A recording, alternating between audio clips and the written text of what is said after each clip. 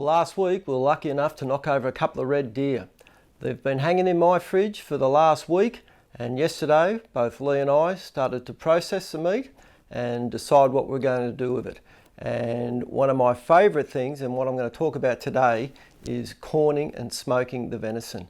Now I'm going to talk about two methods, one purely just of corning it, and then secondly the corning and then the smoking process. So I'm going to try and keep this as simple as possible and basically just show you the method that I use. So first of all, you're going to need some sort of container to hold your solution or your water in. Now I use a 20 litre bucket, which I've cut the lid off purely because it fits into my old Waco 40 litre fridge with the basket removed. So once you've got that, you then need to mix up your water to your curing mix correctly. Now this is where I'll show you two different options here, one purely for corning and two for the mixture I use for corning and then smoking. Now the mix I use is made by Hewins, a local or reasonably local for me. It's called Hewins Complete Cure Mix. Now if you're going to mix a normal ratio for purely corning your meat, you're basically, this 2.7 kilos I think will do 22.5 litres of water. So obviously that's a lot. I would normally not do that. I would normally do it say 7.5 litres.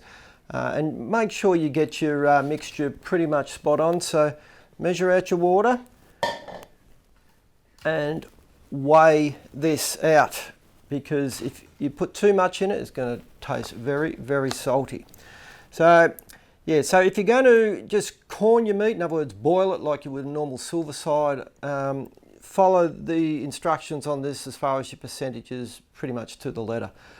In my case, because I'm going to smoke it after I've processed it or cured it in this solution, I reduce the ratio probably by about 60 or 70%, or reduce it to 60 or 70%. So in this case, I'll probably use about 600 grams of this to probably about the 7 litres of water. So once you've got your ratios worked out, measure out your water, put it in your container and stir it up, adding it slowly, but stir it in really well. It'll go a cloudy sort of colour, but make sure you stir it in thoroughly. Now once you've got that, obviously you need to have your meat. Now in this case, you want some prime cuts. Well actually they don't have to be prime cuts, but you want to try and get meat that hasn't got a lot of sinew and that through it. If you can, trim it off where you can. I find chunks probably the size of your fist or a little bit bigger, probably good. The bigger the meat, the more you're going to have to use this thing, the old flavour injector. It's pretty simple. Basically just suck your solution out of your bucket and just inject it in the meat. Ideally you want to try and get about 30 to 40% increase in weight, but don't be too stressed about it. You'll soon see the liquid start to ooze out of the meat.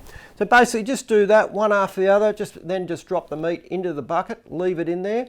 And once you've finished injecting all the meat, it's all in there. The last thing I like to add is pickling spice. Now in my case, I use this Hoyts at this stage, and that seems to do the job. And then basically after that, all you've got to do is stir it morning and night for 3 days, and then we come on to the smoking process. Okay, I won't be doing that. It's a little bit warm here today. Actually, it's about 38 degrees C in Australia. So yeah, not the most ideal day to be smoking meat, but that venison's been in the brine now for 3 days. After that 3 days, I like to take it straight out, load up the trays and smoke away. So I'm going to put the largest pieces in the bottom and work my way up to the smallest on the top. I've already loaded up the wood chips into the tray, or wood pellets. I think I'm just using hickory, which seem to be easily and most readily available. Probably put in more than I should, but yeah, what's a little bit extra smoking? So it's time to load this thing up and arc it up. We're about 20 minutes in now, and the smoking has actually started to die off a little bit already. So it gets quite intense for the first sort of 15, 20, and then after that, you just want to sort of control the temperature. So it's almost up to where I want it to be. And don't be too concerned if it's a little bit lower. You're probably better off being on the lower side than on the higher side. Just cook it for a bit longer if you can't get your temperature up. But I think where it's sitting at about the moment, I think it's probably about 110 degrees C. And I think probably, yeah, I'd say the hour and a half in total, be close to it. But don't be afraid, sort of 3/4 of the way through it, open it up, take a little bit out, cut a section off, see what you think, and whack it back in. Doesn't really matter. And because it's got so much moisture in the meat, it's pretty hard to go wrong, to be honest with you. That's one of the reasons I like doing this. Well, it's a moment of truth, an hour and a half in, so we'll see how good my calculations have been. I'm going to take one of the middle pieces off and just cut a slice off it, and hopefully it's good to go. Mate, it's pretty damn good. Actually, it's really good. I love making this stuff. It's so forgiving. If you get the recipe or the mix just slightly wrong, it's not going to make a massive difference. So just have a go. It's just such a flexible meal. I can now let these cool, I'll vac seal them, I'll freeze it, then I can just reheat it, or I can take it out with us when we're backpack hunting, or even for a day. It'll last for up to a week or even longer in the cool climates. Cut thin, a little bit of bread with some pickle. It is to absolute die for. The only thing that's probably right up there with it is Lee's jerky, so I'll have to get him to share the recipe with us next time. Anyway, I hope you've enjoyed it, and until next time.